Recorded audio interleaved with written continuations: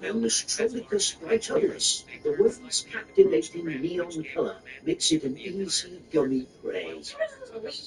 It's a surprisingly sour, invitingly chewy, staggeringly snackable species unlike anything else found on this planet. Delicious. Tap the banner or visit trolley.com to shop now. My three-row SUV gets 3 hits to 3 different sports. Luckily, ExxonMobil Synergy Supreme Plus Premium Gas is 3 times cleaner for better mileage. Go on, find a station at Exxon.com. Synergy Supreme Plus gas compared to Synergy regular gas and 4 fuel-injected engines. Benefits based on continuous use and may vary. Have granted them access to the controls, or they might have had its outdated security settings. Whatever the case, Vess had to deal with both these dangers quickly. The reason why he accompanied Melker into engineering was because he was deeply afraid of just these kinds of tricks. The moment the hostiles realized they couldn't hold their position, they wouldn't hesitate to destroy the power reactor or the FTL drive, or use them in a manner that would blow up the entire happy jelly. Vess marked Melker's combat suit and gestured towards the FTL drive. He held up his own laser pistol to show his cousin that he could handle himself. Even if Melker held some misgivings about his presence here, the stealth augment had almost run its course. No time for second guesses. Go. Once the stealth augment ran out of power, Vess sprinted through the FTL drive while Melker pulled the trigger of the Amistad-era. Another massive, long-duration laser beam extended out of the barrel of the Mustern-Rapkin weapon. Melker ran the entire beam along the engineering bay like a scythe cutting through wheat. More than half a dozen armored mourners lost their lives when the super-powered laser beam cut right through their military-grade exoskeleton armor. Entire bodies split in half along with their armor and any gear they carried. Instantly, Melker neutralized over 2/3 of the threat in the compartment. To their credit, the survivors responded swiftly to Melker's sudden appearance. They stabbed their rifles and wrist-mounted lasers in his position and crushed his position until the ramp became filled with holes. Bad. While Melker had already begun to run, he still got hit by their uncannily accurate return fire. His light combat suit suffered a nasty series of burns and crater marks, wearing away the thin layers of armor until he dove into cover behind a thick enclosure. One of the legions lifted up a launcher and fired a series of grenades at Melker's position, causing him to jump away in haste. All the while, he fired shorter bursts of high-powered beams straight from the cover of his opponents. At this power setting, nothing could stand in the way of the Amistad-era. Though its power reserves rapidly drained and its heat capacity started to get overwhelmed, Melker easily took out one exoskeleton soldier after another. If he had to resort to his standard laser rifle, he might have needed to strike the same location 5 times in order to get through the thick infantry-scaled armor. Alright, back, yeah. Their numbers rapidly dwindled to the extent where they sought to activate their failsafes. The commanding officer of the boarding party sent out a signal and expected an explosion, only to be met with nothing of the sorts. I disarmed the explosives, Vess yelled to Melker as he detached the last explosive charged from the exterior of the FTL drive and threw it in a random corner.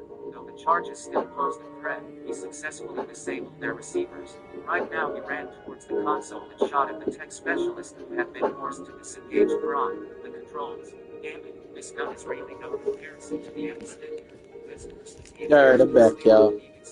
It's time to suffer. We killing him tonight, bro. You know what? Can I summon anybody to help me tonight, bro? If not, fuck it. We have to fight him by ourselves. Come on, bro. Don't play with me. I know this damn ultra working, bro. Oh, hell no.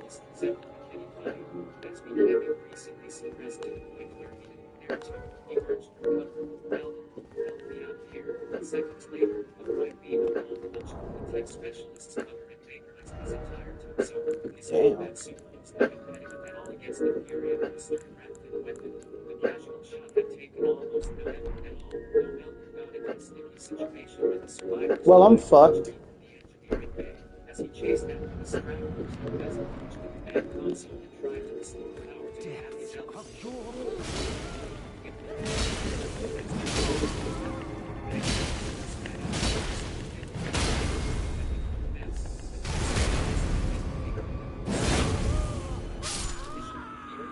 Also proved many secondary systems in the engineering bay. It was a miracle that Melker's liberal use of the Amistad-era hadn't struck anything vital like the engine, fuel supply, or FTL drive. Still, his word aboard large vessels.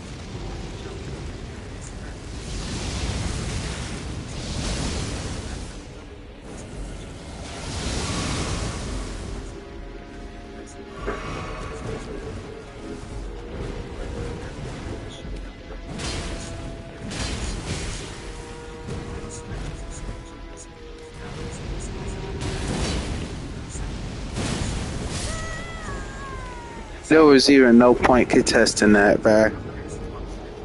This nigga got way more health than me. I need to stop trying to contest with this nigga and actually fucking fight him, bro. Cause like, what the hell is going on here, bro? I don't know if this is the only batch of lesions aboard the Jelly. Remain alert on it. Fad nodded. He didn't quibble with Vess because he knew that their survival relied on holding engineering. The lights switched from red to neutral aboard the entire ship. The happy Jelly woke from her forceful slumber. Not only did Vez restore the lights and life support systems, he also restored communications. He instantly contacted the bridge. Walter here. What's going down at engineering? Everyone's dead here. The Visions kill everyone off and tried to sabotage the entire place, but Melker and I have taken care of them. I don't know how many Visions remain, but engineering is safe for the time being. Good work, Larkinson. We're getting our bearings back on the bridge, but as far as we're aware, there are still a couple of uninvited guests aboard the ship. We're already sending out some men to sweep them up. What's the situation outside? Beth suddenly asked. Not good. The Mech Legion has shut all utensils. Many ships are drifting away without power, while their missing matches are pounding on the fleet carriers of the Mech. That's the local spaces.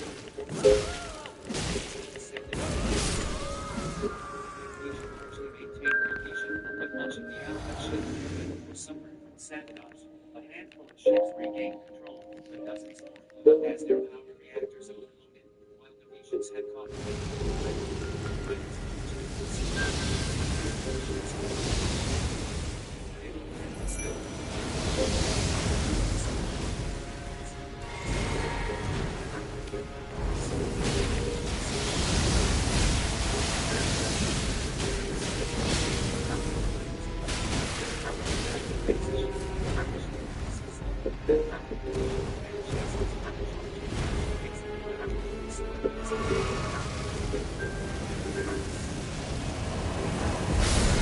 This man really said, die! The other side had gained a decisive blow, though the Mech Legion maintained a substantial advantage. Their starting gambit focused mostly on the rabble that surrounded the ships of the Mech Corps. It mattered little if some tiny outfit like Walter's whalers lost control of their ships, as the core strength of the Bright Republic's fleet still remained intact. The battle has turned into a slugging match.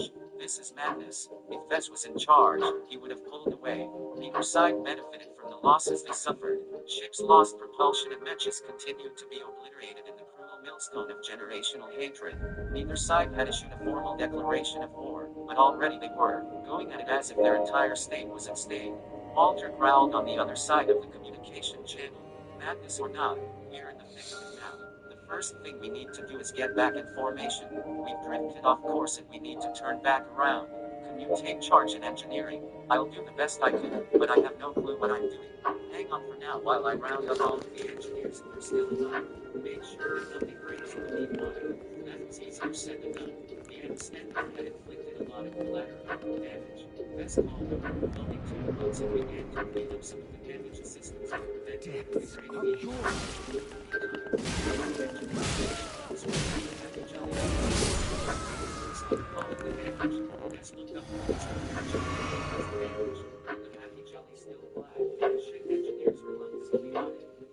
Some power from other systems, she can still keep up with the fleet. I'm not so sure about jumping into it. The system that's responsible for calculating the navigation plots is coming back.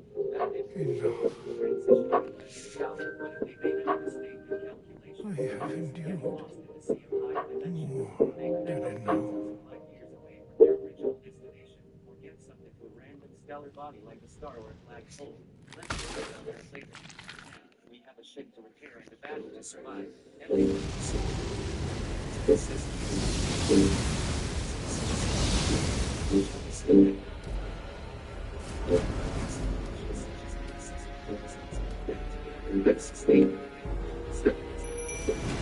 Why are you calling me right now, bro? Like, what the?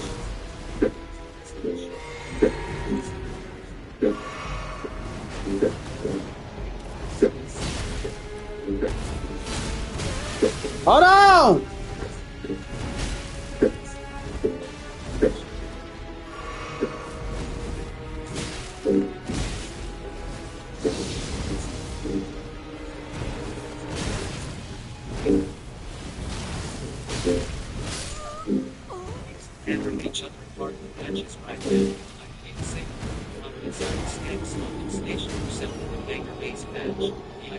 found it a bit weak. They couldn't employ the Stanislav in any other way since it lacked a flight system. Melker nodded inside his helmet and turned around. I'll get on it. Wait a moment. Give me back my Emma. With only a little less than half a day away until they could transition into FTL, the two military fleets had already fallen out. The amount of damage inflicted on both sides surpassed the value of billions of credits. Matches continued to be destroyed at an unsustainable rate. Sometimes, a combat carrier or two sustained major damage that caused them to drift out of formation. These losses were much more severe because the carriers had been constructed with premium materials that made them many times more expensive than a regular mech. The loss of so much strategic assets on both sides grew more frigid once the expert matches started showing up. A handful of expert pilots like venerable Stanley Drake fought above the general battle as their matches possessed the capacity to inflict ruinous damage against the standard matches. The fire ward especially received a lot of attention from the legions. They couldn't afford to let the other devastate huge tournament of vaccines and ships with its wide area flamethrowers. Despite the intense clashes, neither side expected the battle. Most fights between expert matches lasted at least an hour before they held back their trump cards. For now, the experts mainly tried to constrain their counterparts from the other side. This put the onus of the battle on the masses of regular mech pilots. Melker, who stationed the Stanislav next to the open hangar hatch of the Happy Jelly, mainly stood by and shot down any stray missile that flickered in his view. As a small and rusty converted carrier, the Happy Jelly hardly attracted any attention from the mech legion. The two average matches that guarded the carrier also impressed no one. Dietrich piloted his old Harrier and kept his mech's rifle in a tight grip as he looked at the explosions happening in the distance. This is crazy. Walter's whalers experienced a handful of large battles before on the glowing planet. The pirates never really put up a decent fight due to their lack of discipline, training, and quality. This was different. The mech legion consisted of several ducal regiments of similar quality to their counterparts of the Republic.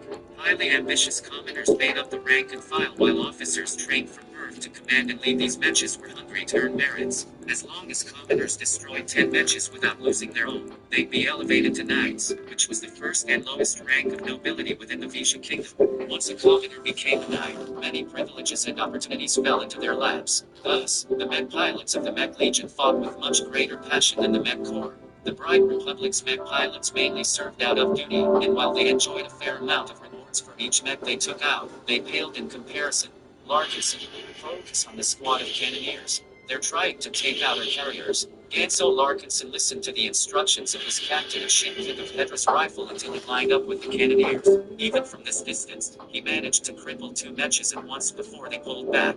Man, your aim is getting better and better, one of his colleagues praised. The shots of the rifleman matches barely scarred the armor plating of the cannoneer matches. Another volley of lasers spat out of the Pedra's laser rifle. This time, Ganso managed to nail a swordsman mech in the back just as it was about to assail a defenseless mech from the Valerie Starhawks. To be honest, Ganso could barely explain why he improved all of a sudden. Many of his peers gained an edge after cutting their teeth against the pirates, but Ganso had changed more drastically than most. Every time a mech pilot asked him how he did it, he responded with the same answer. Shooting down a regular mech is easier than trying to scratch an expert mech.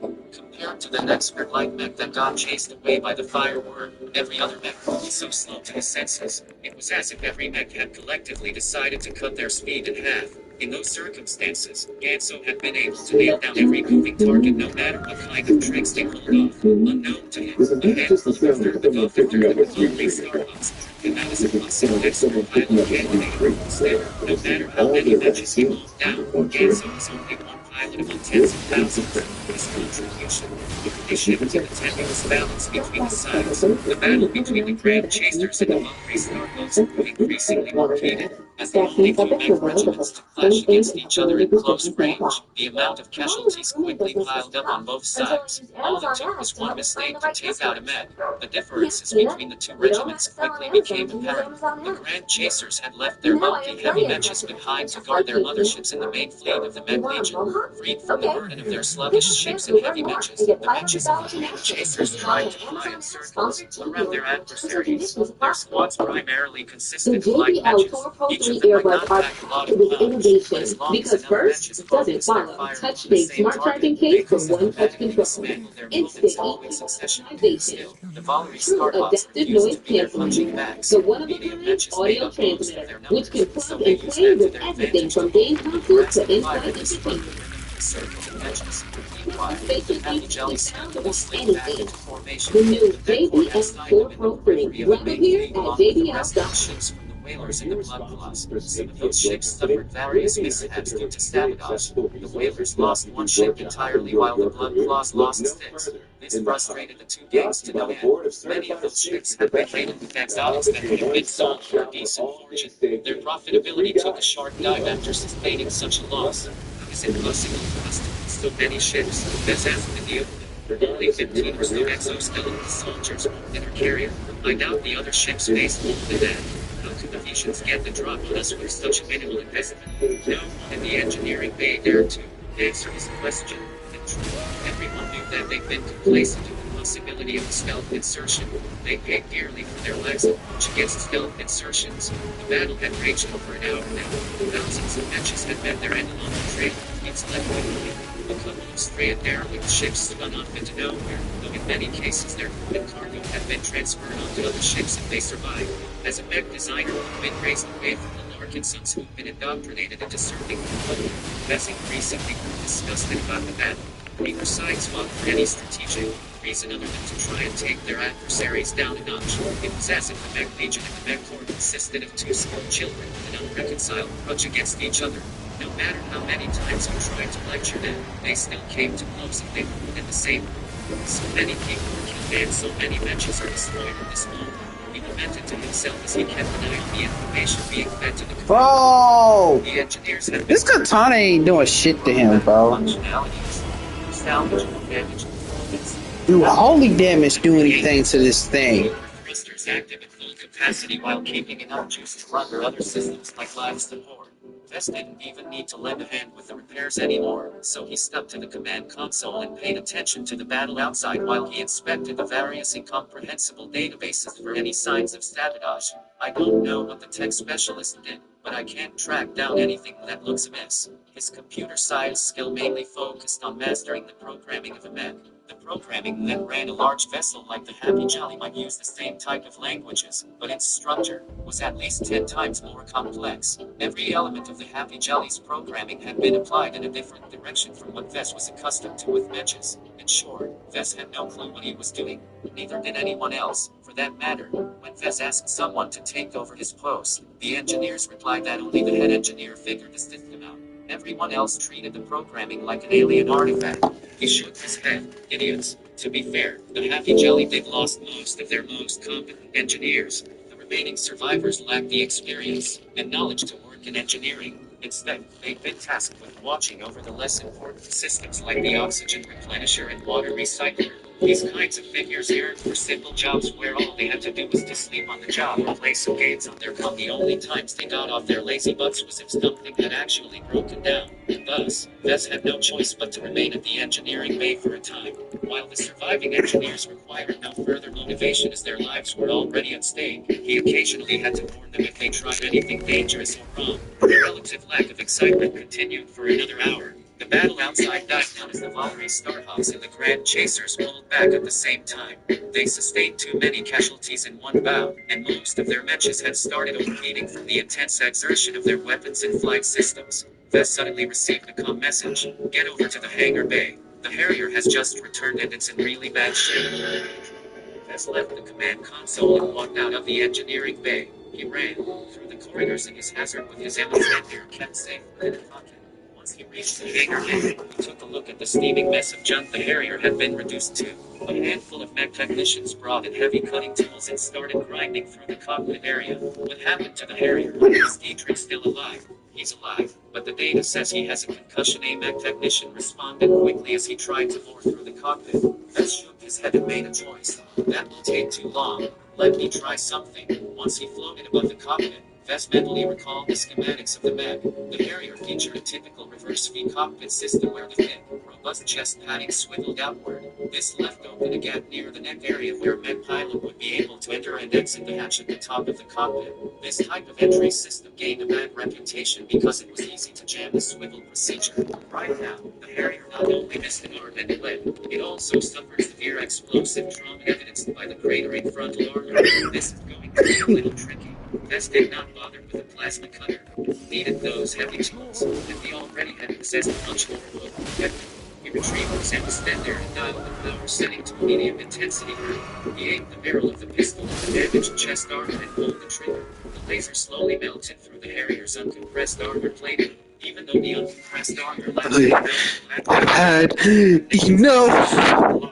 How powerful is that gun? Is this a new type of laser I'm gun? so sorry, You didn't even Nanaya. but a weapon. Do you think any compact laser pistol can outperform a plasma cutter? Ouch. You didn't have to hit my No. head. Once the vest carefully burned frontal plating, he called over a couple of aging bots to remove the Bro, I'm listening to lo-fi hip-hop to this shit. This shit is so Came face to face tragic. with Dietrich's limp body. Hang there, Dietrich. Help is coming. A pair of I need somebody to edit this shit, like some lo-fi hip-hop. crawled over to the cockpit. He suffered more than a concussion. We need This man has suffered, bro. mission to remove the unconscious. He was holding all of this shit back. That's the crazy part. All of this shit, all of this back inside his body. He was holding this inside his body, and it don't make no sense. And I'm dead, just like that. It doesn't make any fucking sense. Like, what? I just started the fucking... The explosive star. The battle had turned into I'm getting mad, a bro. battle of attrition. I can't wait to kill this nigga, bro. He's not pissing me off. He's a good boss. I love this boss. Because he finally has something boss-related that has madness in it. And the Mech Legion worked their matches out. Mech pilots to the bone. They only had each other in their sides. And I think these Lords of Frenzy Flame, I think these Lords are just avatars of the Frenzy Flame. They're not actually just like one Lord. There's a lot of them out there. And they're probably in hiding. Just like how MIDRA was. Because this place, that guy, Jory, the Inquisitor, yeah, he was protecting this place because of this nigga. Because he didn't want the madness to spread around the Shadowlands. Because if it did, everything would have been fucked. Everything. If Mesmer turned to madness, oh dear lord, that would be terrifying. Do you know how crazy that would have been? And the Horn had to lock this nigga away, bro. That's the craziest part. The Horn people had to lock this nigga away. And Mesmer's people never came around this area because Jory and his people always warned them, hey, do not come this way, all right? There is a lot of shit that you don't want to see behind these gates, okay? If you threaten me, I'm going to have to kill you, okay? We are trying to protect y'all. There is a demon inside this damn forest, and I don't want him to be awakened. Because if he is, nobody will stop him. Except the Tarnish, of course. Because, like, you know, I'm like, oh! Shit. The Mech Legion had no scruples in ganging up on these elites with abundance of frontline space benches. These frontline space benches utilized designs that merely looked like benches. They resembled spacecraft with arms, as their legs had been made redundant entirely. Instead, the designers extended the base and stuck some extra thrusters to enhance their forward acceleration. As estimated that frontline space benches like these should cost 15 million credits. 8 of them managed to isolate an advanced mech accessories. They pelted the unfortunate men from all sides and quickly overwhelmed its defenses, shooting it into pieces. The unlucky mech pilot managed to eject in time, but the Mech Legion didn't let it off and sent out a single frontline space mech to tear it to shreds. Numbers and skill matter, and quality in a large-scale battle like this. Bro, I can never survive this. Like, I try my best to keep my distance, but this bitch-ass nigga always do this shit, bro. The skill to back up his daring, even if the mech wouldn't be able to save his life. As understood now why So stupid. Legion utilized the frontline benches and employed regular mech pilots with no prospect of advancing into a higher tier. He also understood why the military let go of the advanced mech pilots who possessed the talent. It's better to form a large, cohesive force than a smaller number of unruly elites. The entire battle lit up a light inside his mind. His conception of mechas and their use on the battlefield evolved to take into account a new kind of situation. Even though Vez had read the theory on the use of mechas in massive battlefields, he almost entirely forgot about it. Only when he truly came in touch with mass death and slaughter did he admit that he'd been wrong. He kind of understood the system's insistence on proliferating his designs. A top mech designer should not only aim to design the most exquisite mechas for the most elite pilots, but they should also be able to design affordable mechas for the common mech pilots. Witnessing hours-long struggle fanned his desire to design a cheaper mech. The quality and performance between the different bottom tire designs varied wildly. Vez had already seen Get off me! the designs utilized by the mech corps and mech legion possessed refinement without letting the cost get out of control. Seeing them in action took Vez a lot about how the mech pilots squeezed every bit of potential out of their modest mechas. Bro, his first one is so fucking high. Could not be overstated. He also understood why mech pilots enjoyed much more prestige than the mech designers who made their machines. The differences between mechas don't matter that much compared to the training of the mech pilots who use them. Just when Vez thought this battle would continue until the lost... I hate this boss fight so much, Some bro. accident on the battlefield changed the entire equation. It's so nasty, bro. Occasionally launched a volley of torpedoes at the ships of the mech. Come on, bro. Like, The Valkyrie Starhugs and the other regiments of the mech whittled them down before they impacted ship, but the extended engagement had reduced their motherfucker, bro. I just summoned Teach. Yet the mech legion didn't send out a regular volley this time. They held back beforehand to lull the mech corps in a sense of complacency. Their next volley carried 50% more torpedoes this time. The moment the Visions launched their latest volley, the mech corps knew they'd fallen into a trap. Many mechas of the Valkyrie Starhawks tried to disentangle from their dance with the Grand Chasers, but failed to break away. The Grand Chasers knew that this was their coup de grace and did all they could to bind the Starhawks in place. The other regiments that hovered close to the fleet went in action to take out the torpedoes. While they felled a fair number of explosive payloads, it was never enough as the surviving torpedoes filtered through the dense rain of fire, even though a handful of ranged mechas hastily emerged from the carriers to help out their comrades. A couple of torpedoes still made it through in the end. 4 ships suffered severe damage. 1 torpedo missed its mark due to being subjected by an intense amount of ECM. However, its programming forced it to continue on with its terminal flight and just happened to strike a nearby ship. The damaged ship just happened to be a transport carrying a large-scale dimensional cylinder. The moment the ship blew up, a strange pulse of space-time racked the impact site. The immediate area around the wreckage deformed in some way. The mechas nearest to the damaged site splintered apart into tiny hand-sized pieces as if their mechas ran through an indestructible net. The disaster spooked the mech corps, and the brass quickly issued a call for a general retreat. The massive fleet comprised of the ships from the Bright Republic finally moved away from their Vision counterparts. The Valkyrie Starhawks pulled back as well. Though some of the Grand Chasers showed signs of moving in pursuit, they received orders to pull back as well. As the distance quickly widened, the mechas stopped shooting each other as their shots increasingly missed the mark. Why did they reach Reed all of a sudden? He understood why the mech corps retreated in the face of such a disaster. Without the dimensional smoother keeping the local space-time stable, they risked getting felled by another anomaly. They had to rearrange their formation as quickly as possible, and that took time. The mech legion should have pushed their advantage and exploit the opening revealed by the mech corps. Then, he looked at the live feed of the area in space where the dimensional smoother had been torn apart. Debris thrown away from the explosion halted their outward expansion and started to reverse. The side of the explosion thrummed and vibrated as if a singularity came into being. Instead, something more miraculous happened. Time seemed to reverse as the broken parts converged into one. A blast reappeared, but this time it started outwards and compressed in like an explosion. What? MailChimp my marketing AI to create an effective marketing campaign in minutes. No, MailChimp and Way. Just MailChimp and Way. Now I can hyper-personalize my campaigns across email and SMS. You can do all that with MailChimp? What did I just MailChimp and say? MailChimp your marketing with the #1 AI-powered email marketing and automation platform. Intuit MailChimp. #1 based on publicly available data on competitors' customers. Plans vary. SMS available as add-ons. Visit MailChimp.com. This is not just the sound of someone picking up a sweet treat, so it's the sound of someone picking up a sweet treat right after receiving all their vaccines on trip. This is the sound of treatments. If you protect yourself. Stop by or schedule both your flu and COVID-19 vaccines today. And don't forget the free treat while you're at. Vaccines subject to availability. Safe, age, and populated recipients uniform. The JBL 4.3 earbuds are packed with innovation because first doesn't follow. Touch-based smart charging case for one-touch control. Instant EP customization. True adaptive noise canceling.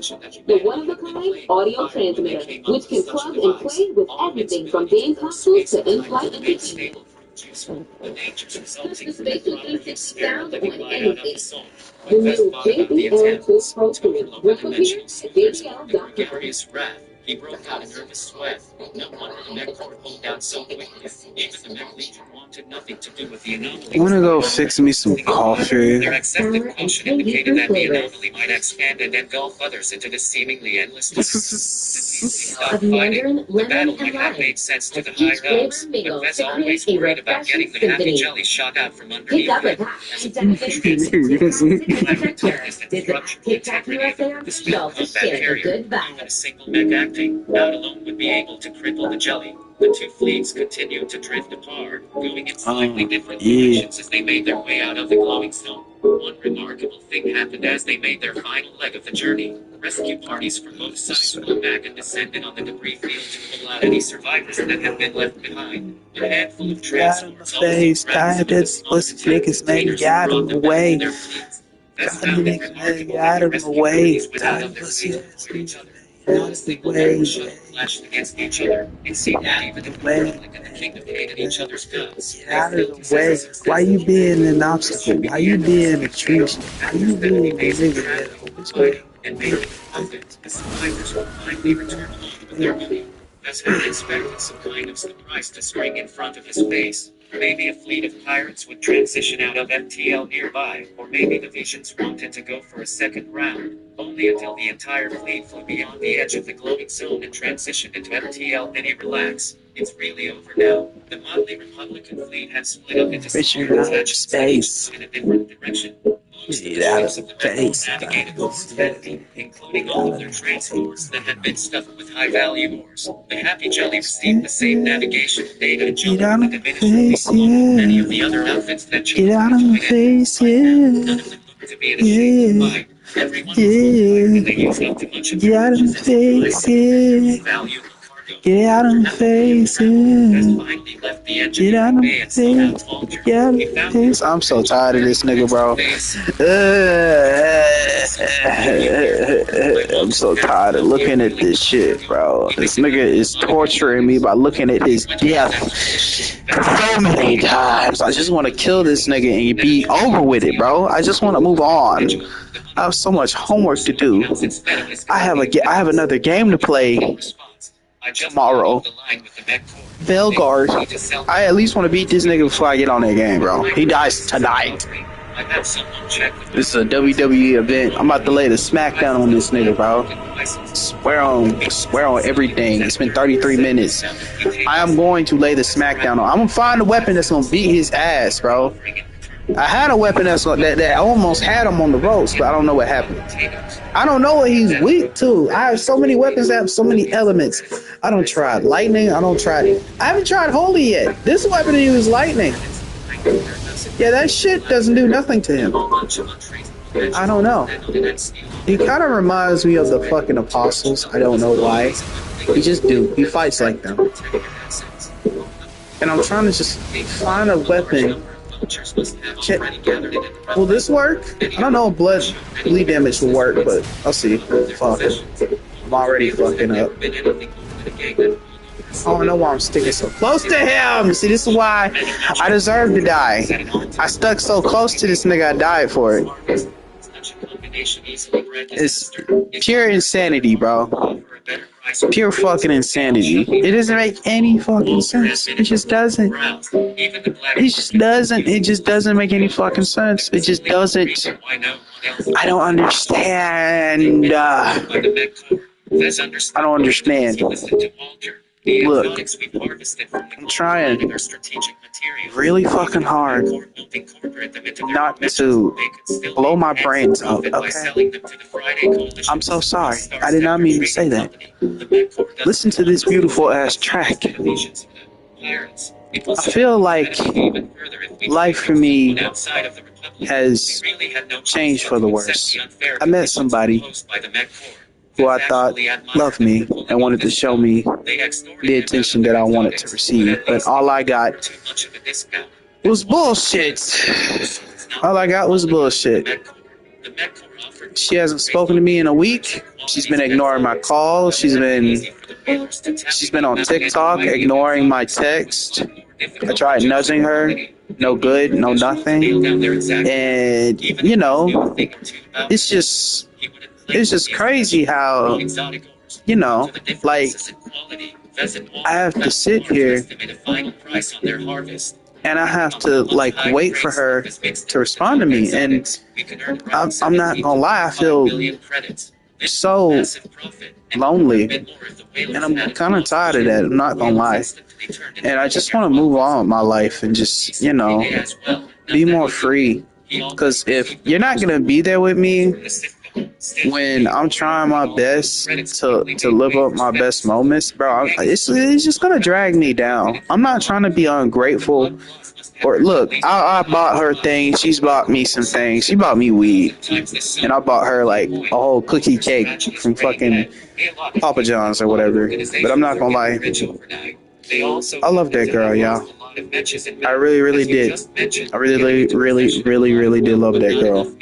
And I'm not gonna lie, if it's over between us, then just say that so I can move on with my life. Because I'm kind of getting tired of being left in the dark, and I just want to move on.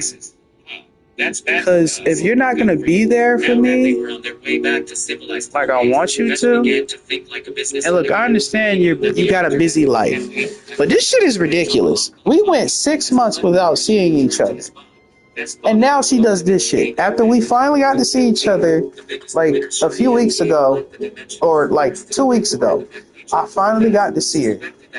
We snuggled, we kissed, all that shit. But look, her mom was there all the time, ruining the fucking vibe. She was ruining it.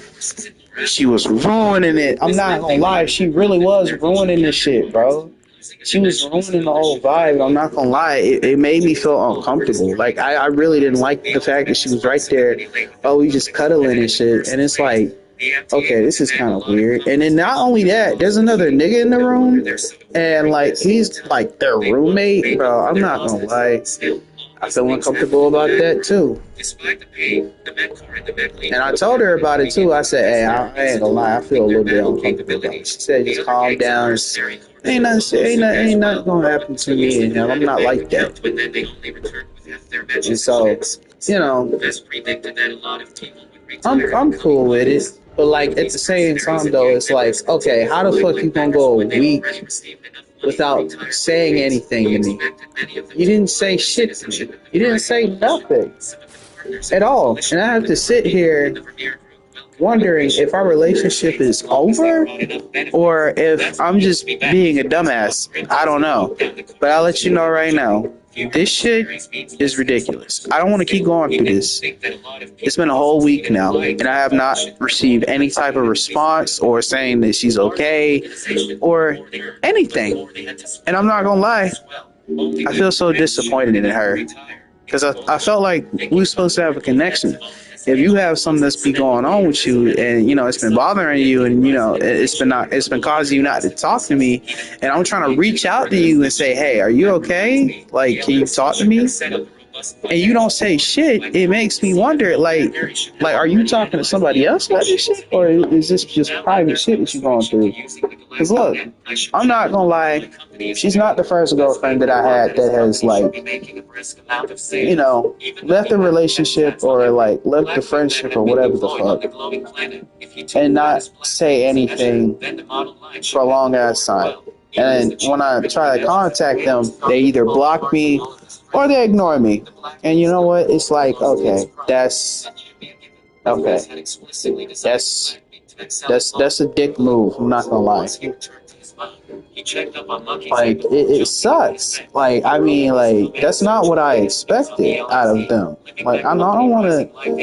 I don't want to just think that like I'm being ungrateful or they're being, you know, a bunch of bitches. But no, that's not what I'm trying to say. What I'm trying to say is that like if you got something going on in your life, try to talk to me. Like I'm right here. You can talk to me. We can talk this out. We can talk about anything. Just call me, text me, do whatever. She was sending me Instagrams, and I was checking them out.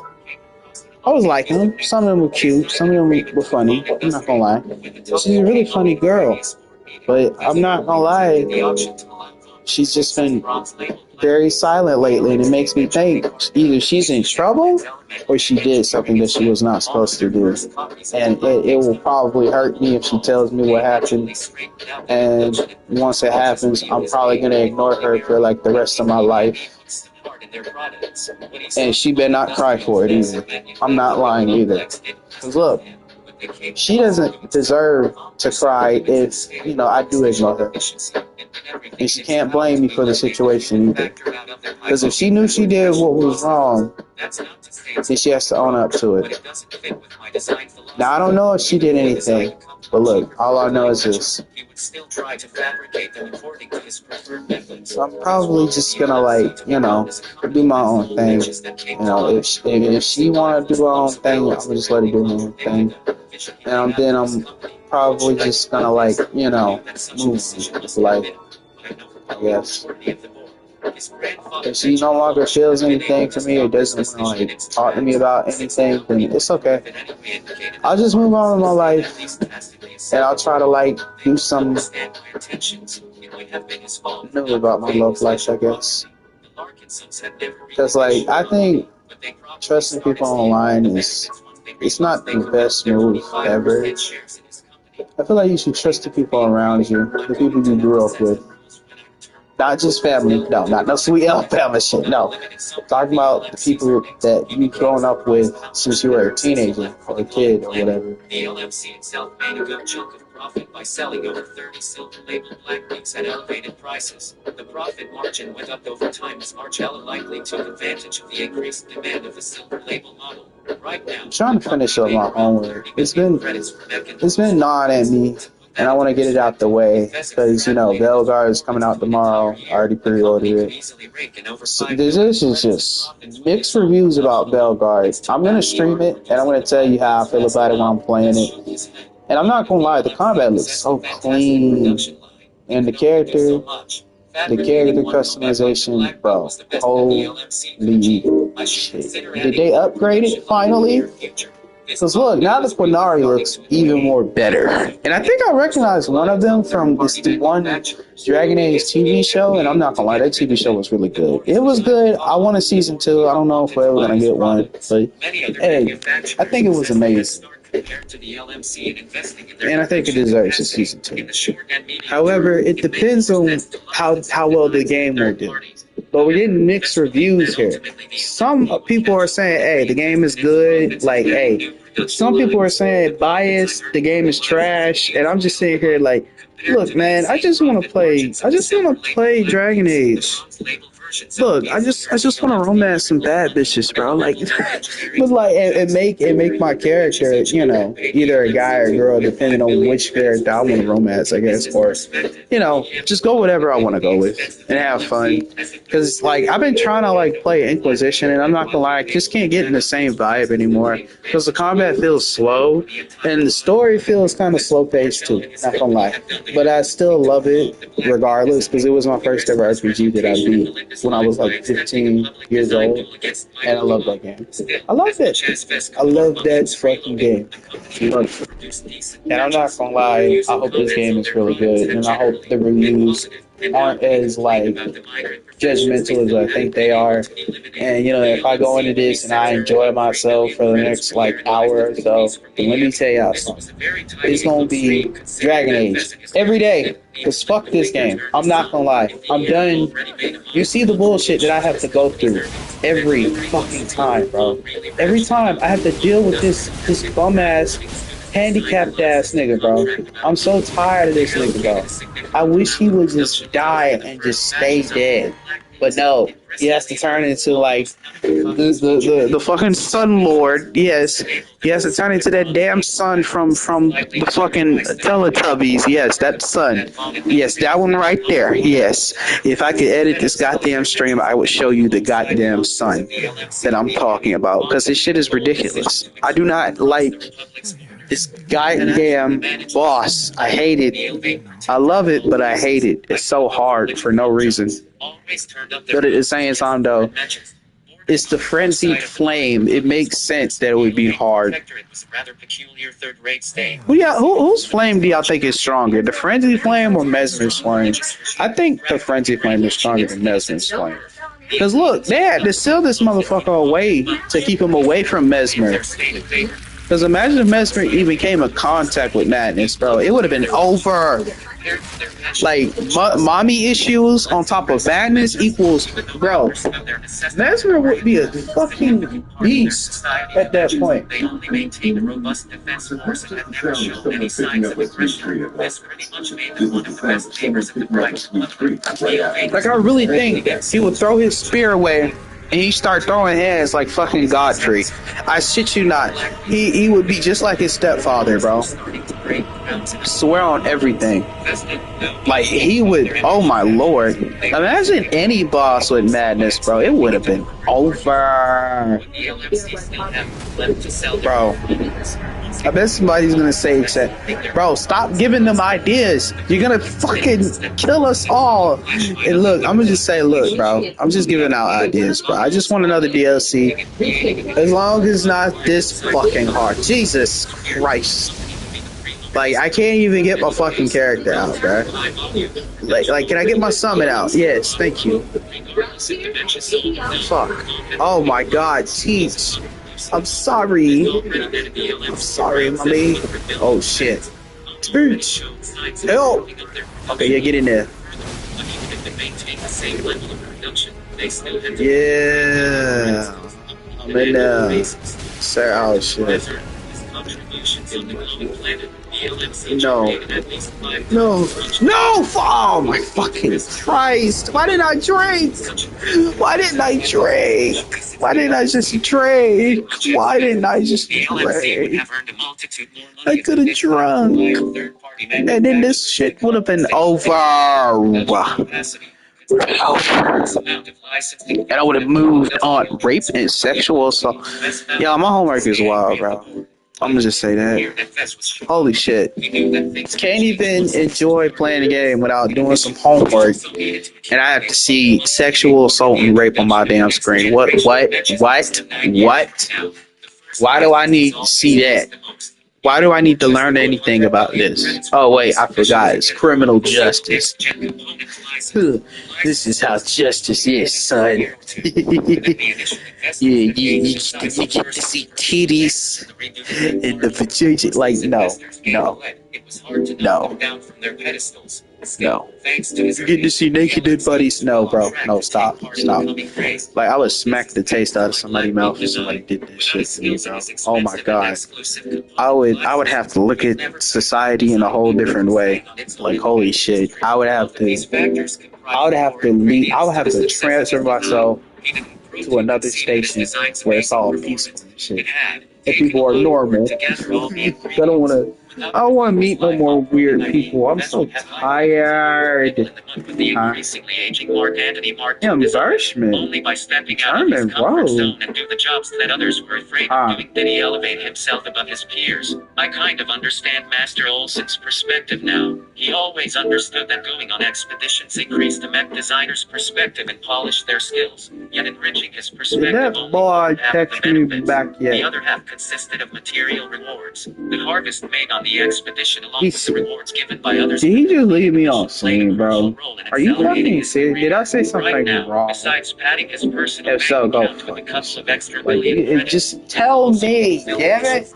Society, he already sent the logs of the whalers to one of their addresses. Once the society confirmed their authenticity, Vez would be credited with another 200 merits. He could do a lot with such a generous amount of merits, from acquiring exclusive coalition licenses to buying premium production equipment. He also earned big from the system. While the golden lottery tickets were a bit iffy, he did gain the amazing Emma laser pistol from the random draw. That weapon alone was worth more than the annual profit of a major mech manufacturer. Although the system hadn't managed to recover it to its prime state, its ridiculous power and capacity meant that Vess feared no threat on foot. The Transcendence Pill also formed a unique reward. Ordinarily, he should have only been able to get his hands on such a pill much later on when he became a journeyman mech designer. To be able to upgrade his mental parameters beyond the human limit so early would definitely help him advance much faster. As for the mysterious special upgrade voucher machine, Vez browsed his inventory and scanned its description again. Special upgrade voucher machine. This voucher can be applied to any object that fits the definition machine and will comprehensively upgrade them to a higher rank. The smaller the machine, the more extensive the upgrade.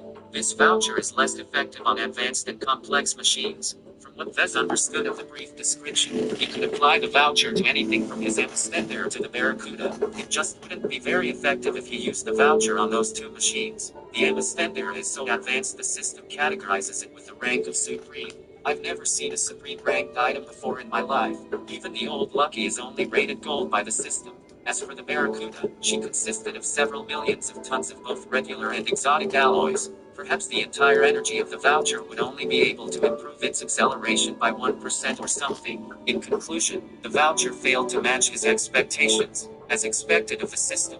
From the golden lottery tickets to the limited capabilities of the upgrade voucher, the system really pulled the wool over its eyes. It surely profited big when it absorbed the strange diamond-like jewel that Vess had recovered from the skull of that long-dead giant. What's up with the giant, anyway? The entire glowing planet had been weird from the start. From destroying ships with space-time anomalies, to messing up the energy cells with the overcharged phenomenon, everything about the planet pointed to a sense that it didn't welcome any visitors. Its temper tantrum upon stealing the jewel only reinforced that idea. All of these happenings prompted Vess to ask a very absurd question. Is the planet alive? Vess didn't dare to guess the answer. He had only scratched the surface of the glowing planet's origins and didn't wish to make a faulty assumption. At least he left all of its horrors behind. Of all the awful things that happened to him, meeting the ghost that wore his mother's face was the worst. He never really made up his mind about his mother, malicious or not. The dead should have moved on from this reality, or at least stay out of sight of their descendants. I'm glad I won't have to see her again. The happy Johnny traveled several light years away from the glowing planet by now. There was no way he would encounter the ghost again. But even traveling to Medfeed took a lot less time and effort than trying to navigate towards the glowing planet. A lone planet swinging through space without a star or anything else that could act as a lighthouse meant that ships had to be really close to make the final jump. In contrast, the Medfeed system formed the largest lighthouse in this stretch of space. Even an outdated ship like the Happy Jelly could easily fix in its coordinates from the border of the Bright Republic. The journey lasted 6 days in total. When the Mech Corps and many of the outfits that allied with the Republic arrived at the edge of the star system, everyone let out a relieved breath. They had finally reached safe harbor.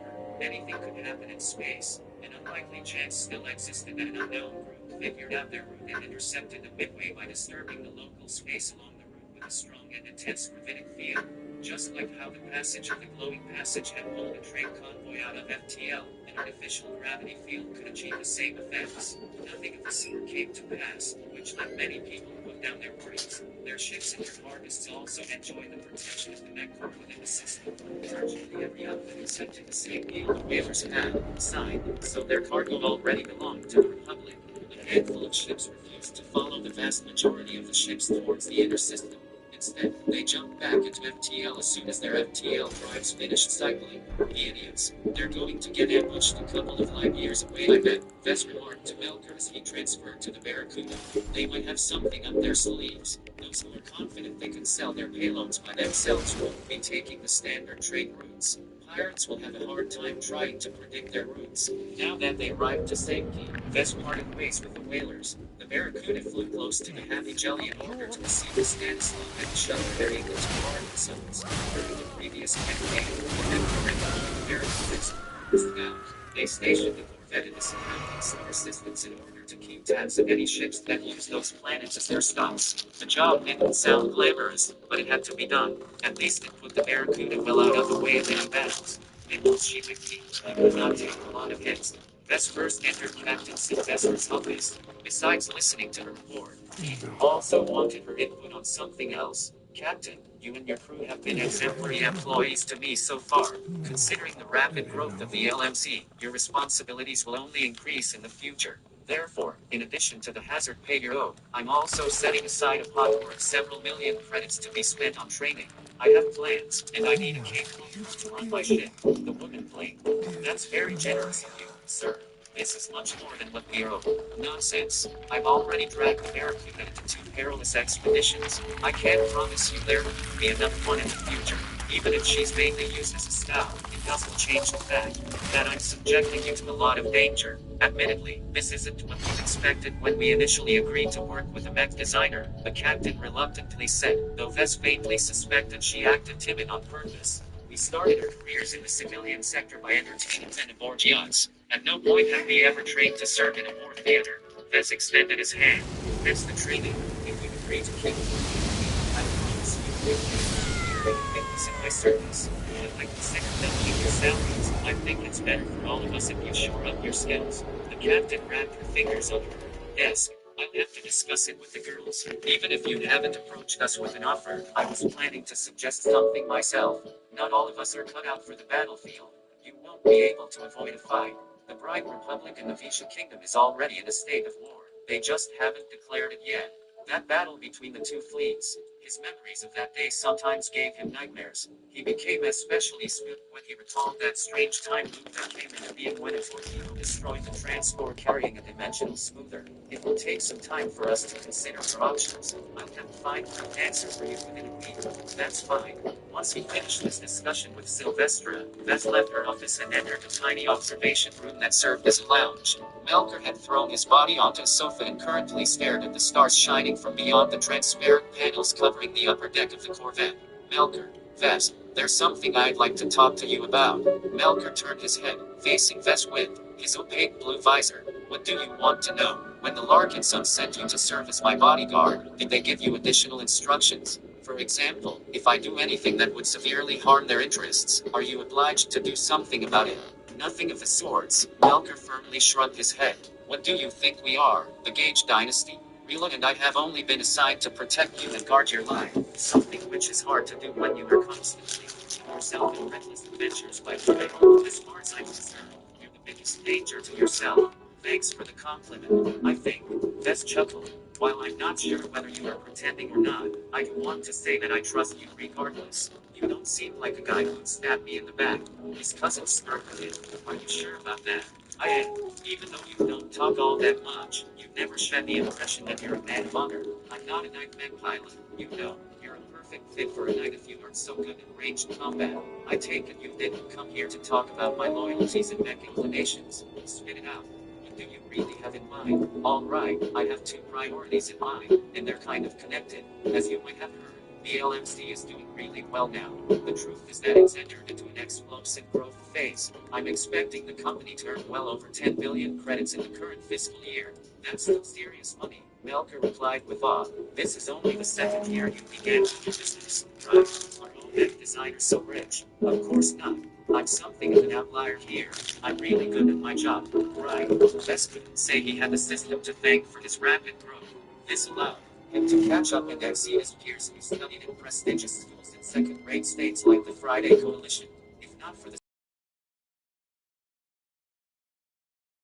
spotters and netted assets, one that he'd be forced to toil as a factory supervisor or something instead of fulfilling his dream of designing matches. He unconsciously recalled the time he visited a museum on Moira's Paradise. The Oceanic Planets Museum featured an amusing exhibit of a mirror that purported to show the viewer of his reflection. In reality, Vess came across himself as a loser. He quickly shook his head. That dreaded future hadn't come to pass. Instead, he became a successful web designer and businessman who earned more than 99% of the rest of the Republic. He truly belonged to the upper echelon of the Republic now that he held a multi-million credit company. And this was just the start. His ambitious stretched budget and to accomplish his plans. He needed reliable people pull it aside. Let me get to the point. Vess pulled his mind back to the present.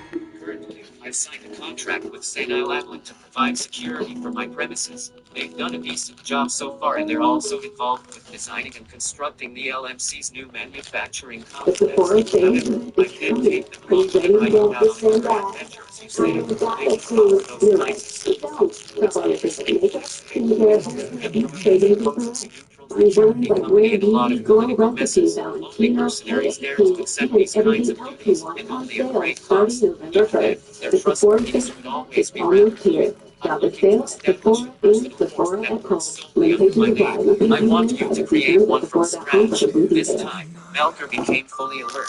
He stopped relaxing against the sofa and immediately Totally sat upright. Why are you setting up a personal force? He asked with genuine puzzlement. Doesn't it make more sense to slap together a company security force? The difference between the two is that one force worked for an individual and the other owed their loyalties to the entire company. The Bright Republic treated the two very differently. A company security force often followed a strict regime, and they always followed orders from the group of decision makers. Mech pilots considered a career into company security forces to be a stable, low-risk track.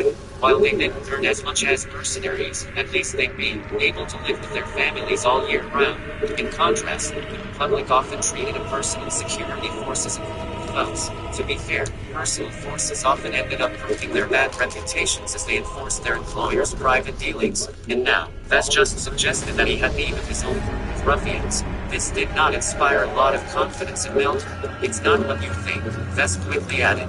The reason why I want a personal force is because I'm planning to go on my own expeditions in the future. It's hard to compel a company security force to follow me into foreign territories. That makes a lot of sense. But why are you so insistent on raising your own funds? Because I'm a big shot now. I should act like it. I'm tired of being left out of the loop.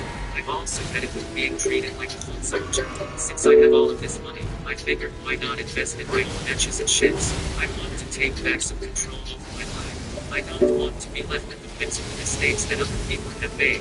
Has already laid out a vision for a small but promising personal force. He put Captain Sylvester in charge of the ships and Melker in charge of the matches. With the two of them working together, Vess had a lot of faith they'd be able to put the group into shape. This is really big, Vess. I have to think about it. I never considered going down this route after I left the Met. Melker, I know you're reluctant to right now, but think about my success so far. This is only my second year of operation. Heights do you What think the I'll fuck? be able to reach 10 years from now? What about 20 years? Even Vess hardly dared to dream so big. By the time the next generation came into being, he'd almost certainly be a journeyman mech designer. The mech industry widely considered this stage as the first. He started novices and apprentices were still considered underage. The chances of someone getting spawned in these stages were extremely high. Once he reached the end, the journeyman would finally be treated with consideration on par with an expert mech pilot. This put Melker to thought. Even if he didn't hold much hopes to advancing to expert mech pilot himself, working for a journeyman would open up a lot of doors for him. Perhaps he'd even be able to borrow Vess' influence to help him in his breakthroughs. Unlike Captain Sylvestra, Melker needed no further consideration. I'll do it.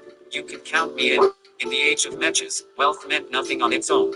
The ability to leverage your wealth mattered more, because anyone could take it away by force. Many affluent people either formed their own fighting forces, or they joined an organization which already did. True safety lay in the power of the mech and the gun. Troublemakers sought out easy targets. Those with an abundance of wealth but not enough guards often parted with their assets rather quickly. Vess had a number of groups to rely on. First, as the founder and CEO of the Living Med Corporation, Vess enjoyed a significant amount of protection from St. Island Security Services. Their contract primarily tasked them with escorting Vess as he traveled within secure Republican space. They also guarded the LMC's fixed assets such as the old workshop and the newer manufacturing complex under construction. While Vess had an amiable relationship with St. Island, he never trusted them quite completely. Even if SAS is a security company known for their neutrality, they're still a subsidiary of the Kansu clan of the coalition. If Vess ever fell out with the Kansu clan, then the consequences for the LMC would be dire. It would be better for Vess to fold the company entirely. SAS also worked primarily for the company and not to Vess as a person.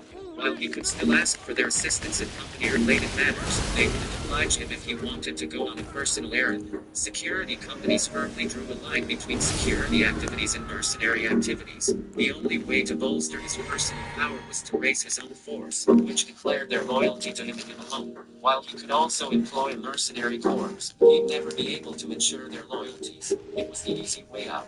Hiring a reputable mercenary corps saved him a lot of trouble, but the expenses added up the longer the contract lasted. Their main use was to fill a hole in your lineup and to take care of some short and medium-term tasks. Anyone who relied on mercenary corps as their primary line of defense was willfully naive. Many people these days dreamt of piloting mechas. If they lacked the required neural aptitude, then they dreamt of being able to own or command a group of mechas. Right now, he had the will, funds, and talent necessary to make this dream into a reality. With Melker and Captain Sylvester at the helm of his mechas and ships respectively, Bess hoped to establish a small but capable personal force within the next 6 months. He was already an unofficial state of war. Everything that region is capable of, it's never too soon to raise my own force. Ordinarily, he'd have to file for a lot of permits and licenses to do so. This might hinder ordinary people, but with his current status, Vess did not expect the government to put up any significant roadblocks. This was also the time where his favored status with the government made itself useful. This status allowed him to skip a lot of red tape and expedite the registration process of his own force. He easily filled in forms elected to get the ball rolling. He only stopped when the form asked for a name. It's gotta be something special. To cultivate a lot of contacts in which to enter the nexus of power with professional names that incorporated words like guardians, knights of defense force. Thus found those names to be bland and uninspiring. As a young mech designer in the prime of his life, he could be forgiving if he used a more daring name for his personal force of mechas. It's not like I want to hobnob with all the politicians and business magnates. I'm not cut out for social influencing. If he wanted to gain someone's favor, he'd send someone else made connections on his behalf. As he'd be focusing on his designing mechas and doing stuff that improved his ability to design mechas. I'm finna go get me some coffee. Distraction to him on I need his some ambition coffee. to reach the pinnacle of mech design. I need some A mech coffee. designer's personal force reflects his ideals on how his mechas should I be need used. coffee. It serves And as an next to example to be it, admired and emulated by my customers. I need As such, coffee.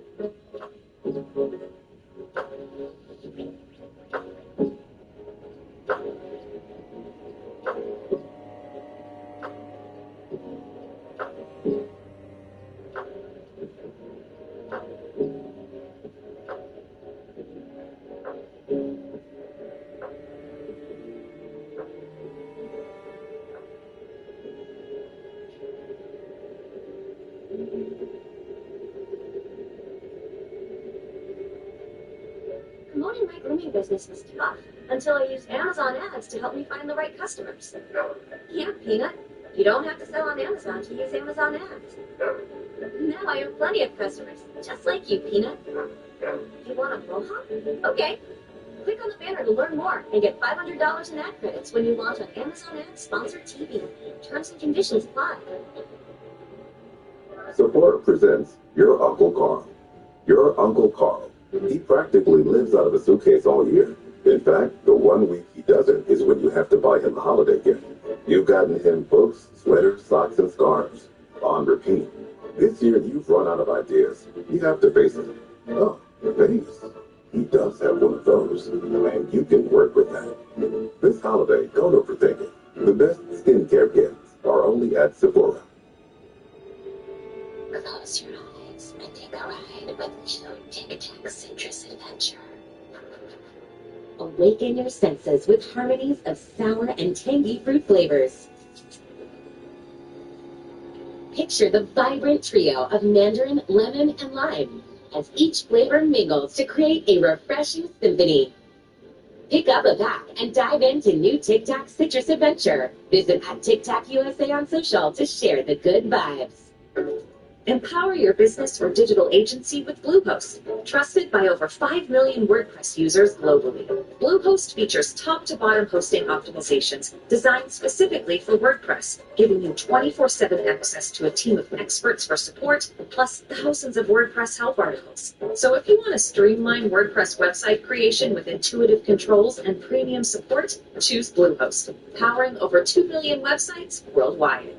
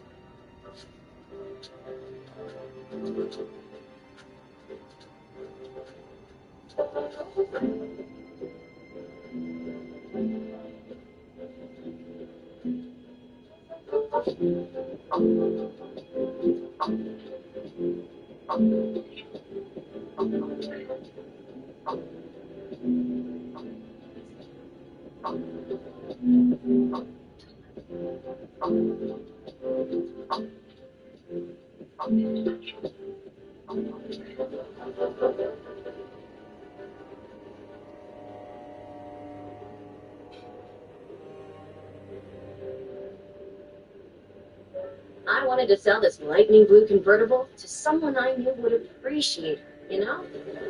Then Amazon ads matched my small business with car buyers. And I don't even sell on Amazon. Time to say goodbye to this old girl. But first, click or tap the banner to learn more and get $500 in ad credits when you launch an Amazon ad sponsored TV. Terms and conditions apply. Pillow business, projects move fast. Actually, AT&T 5G keeps up with pillow talk.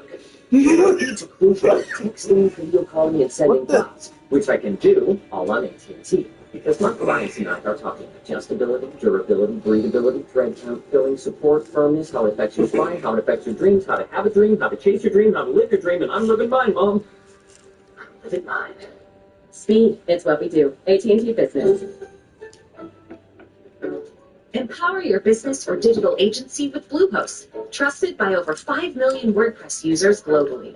Bluehost features top-to-bottom hosting optimizations designed specifically for WordPress, giving you 24/7 access to a team of experts for support, plus thousands of WordPress help articles. So if you want to streamline WordPress website creation with intuitive controls and premium support, choose Bluehost, powering over 2 million websites worldwide.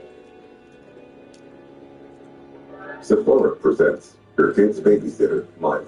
Your kid's babysitter, Miley. She floats in on a cloud of glitter and quiet self-confidence and gets your kids to listen without raising her voice above a whisper. She's your Gen Z key to peace and quiet, the port in your household storm. What do you gift to the one who's always there when things with the kids get a little hairy? Oh, wait. Hair. She does have that. This holiday, don't overthink it. The best hair care gifts are only at Sephora.